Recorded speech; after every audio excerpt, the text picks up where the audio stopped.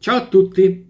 Vi è mai capitato, mentre siete in fila alla banca, alle poste, per uno spettacolo, al cinema, oppure semplicemente di ascoltare una telefonata o una chiacchierata fra delle persone che sono attaccate a voi? Per esempio, può succedere.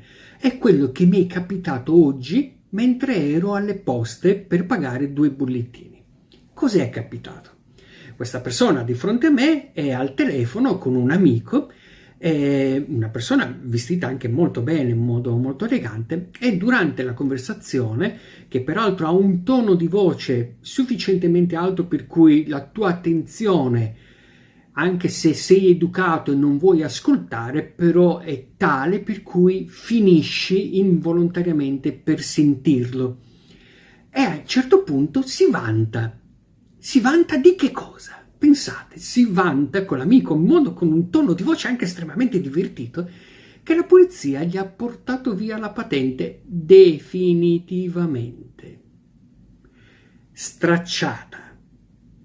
Infatti dice: non posso più raggiungerti perché ora mi dovrò muovere solamente in taxi o con i mezzi pubblici. Ovviamente il suo tono era così goliardico per cui mi faccio un po' influenzare dal suo approccio, ma quando me ne vado via inizio un po' a ragionarci sopra. Se la polizia e la motorizzazione ovviamente arrivano a una simile conclusione, vuol dire che hai commesso qualcosa di veramente grave. Non deve essere uno scherzo arrivare a toglierti definitivamente la patente.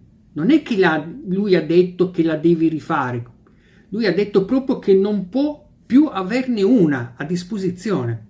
Capite che è molto grave? Significa che questa persona potrebbe addirittura aver messo a rischio la propria vita e la vita anche delle altre persone, sempre che non l'abbia commesso, sempre che non abbia commesso un reato o più di uno. Non lo so, ora mi rendo conto che ci sono delle persone totalmente inconsapevoli, incoscienti di quello che fanno e delle loro azioni nei confronti della vita e delle persone attorno a loro. Perché agire così?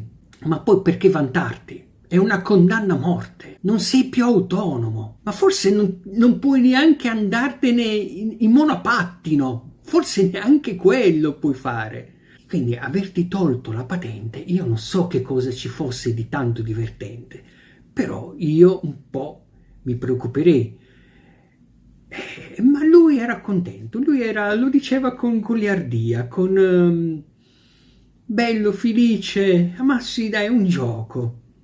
Forse è talmente ricco che se ne può sbattere di pagare un sacco di taxi per potersi muovere o per andare a lavorare. Beh, io non so, volevo raccontarvi questa piccola perla che mi è successa oggi. Mettete un like se vi è piaciuto o fatemi sapere quelle che sono le vostre considerazioni, i vostri pensieri a riguardo di questi straordinari individui che inconsapevolmente commettono dei reati e poi dopo sono felici anche di averlo fatto. Che paese meraviglioso. Ciao a tutti.